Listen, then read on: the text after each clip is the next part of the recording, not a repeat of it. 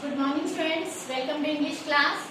Today we will learn about a new topic, modals. Modals, what is modals? First of all we will know about it.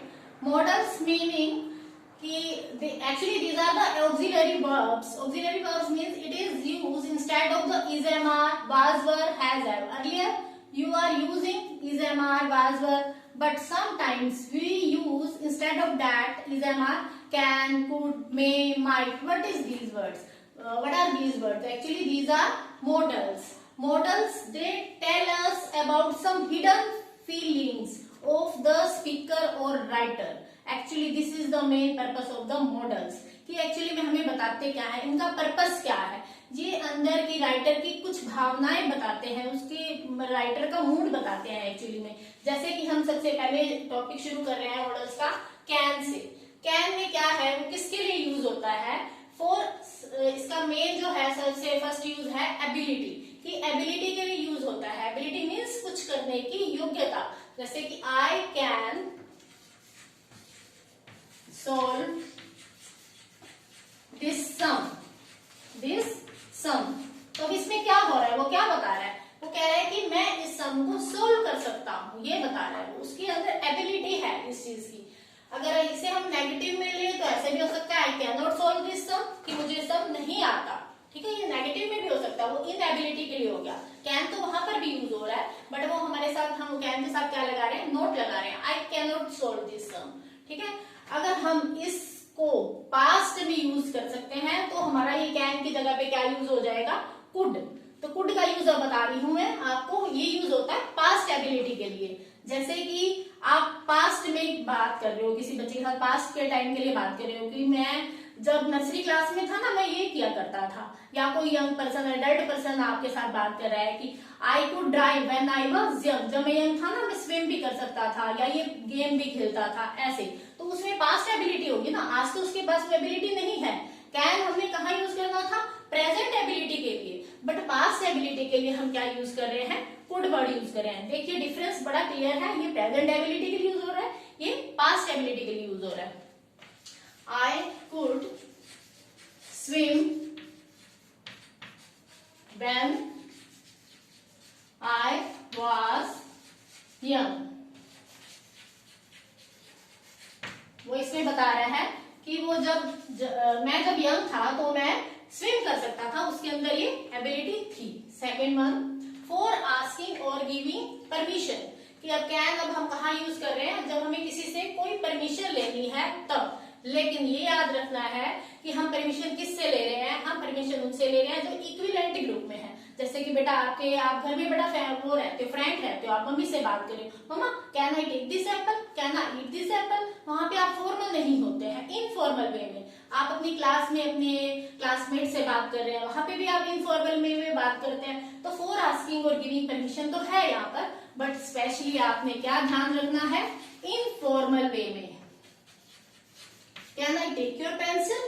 Can I take your pencil, कि मैं क्या तुम्हारी pencil?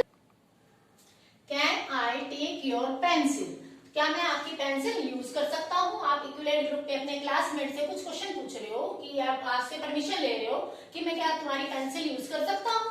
ठीक है, can I take your pencil. For asking और giving permission, यहाँ पर भी है अब, लेकिन हमने यहाँ पर कुड के यूजेस पढ़ रहे हैं. बट यहाँ पर और इसमें इतना डिफरेंस है. ये तो इनफॉर्मल वे में था. यहाँ पर आप परमिशन जो मांग रहे हो, टीचर से हो सकता है, आप कह रहे हो प्रिंसिपल से, या आपके घर में अगर घर में कोई गेस्ट आया है, आपको बड़ा फॉर्मल वे में बात करनी है, तब आप क्या यूज करेंगे? कुड यूज करेंगे. जैसे कि could you allow me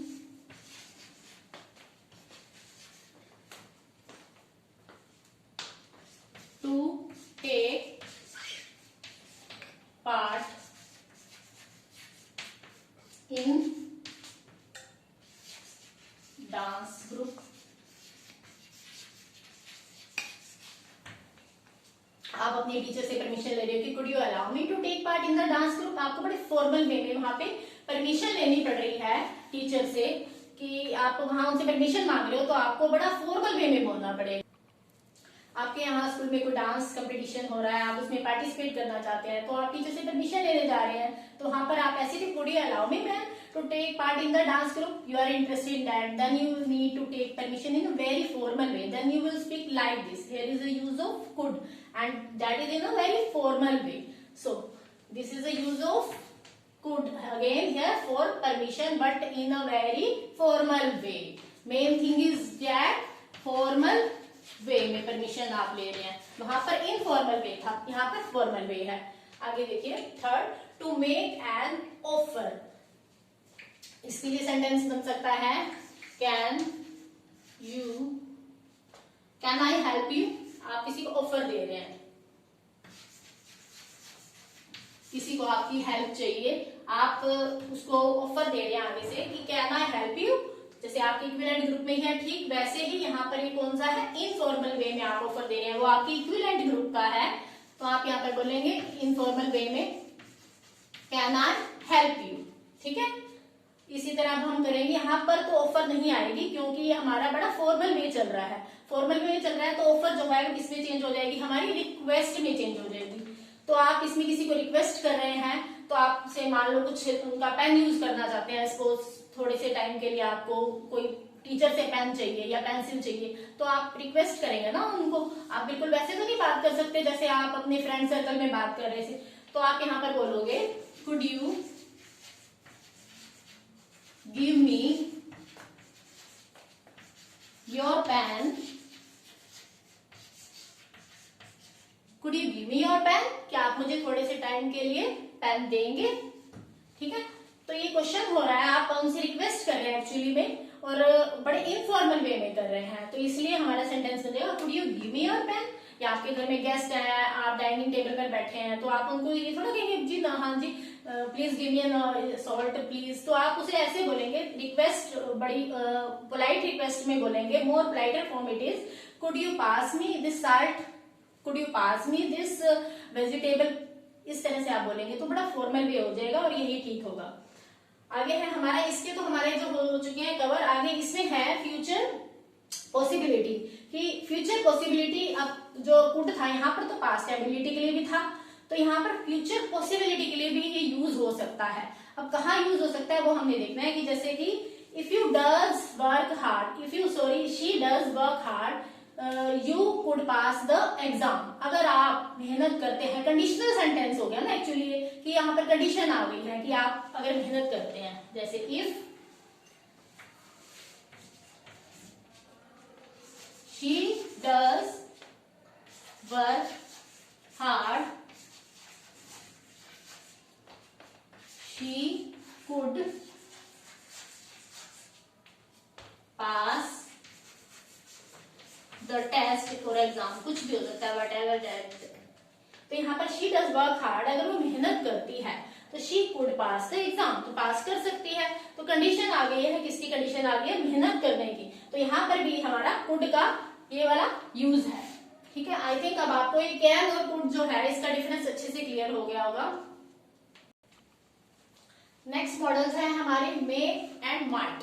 might और मे में देखिए डिफरेंस क्या है. यहाँ यूज किया जाता है कि अनसर्टेनिटी के लिए, कि कुछ not sure you are about something, when you are not sure then you will use may word. Okay, जैसे कि इट मे रेन टुडे, कि जैसे मौसम ठीक सा है, बादल भी है, कभी सन आ जाता है, तो आप क्या यूज करेंगे, इट मे रेन टुडे, कि शायद बारिश हो भी जाए.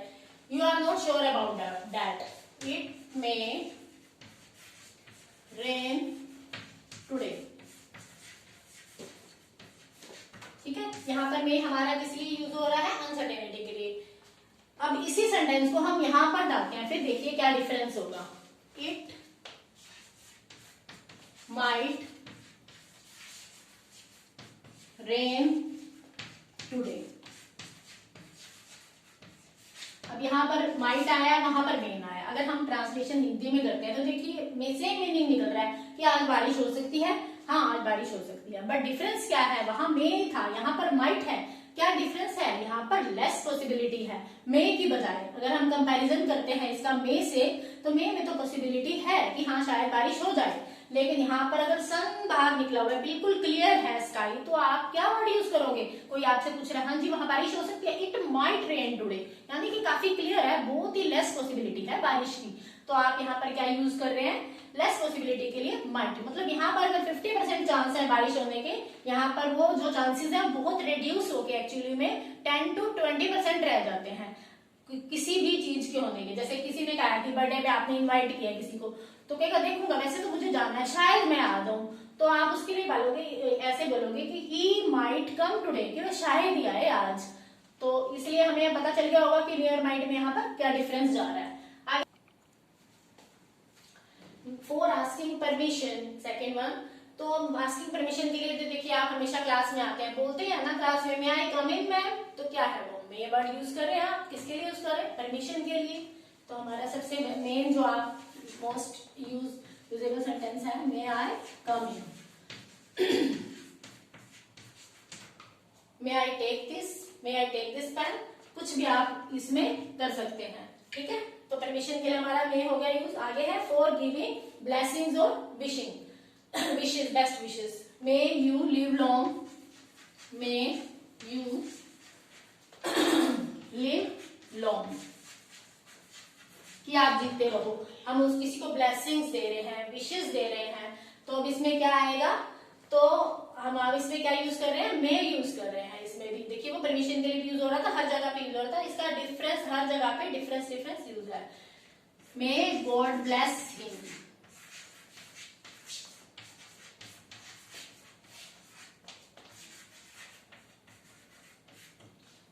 ठीक है, भगवान आपकी आयु लंबी रखे या भगवान आपके ऊपर कृपा बनाए रखे, तो उसके लिए हम क्या यूज कर सकते हैं, मे गॉड ब्लेसिंग। तो ये सब हमारे किसके लिए यूज हो गया, ब्लेसिंग्स के लिए।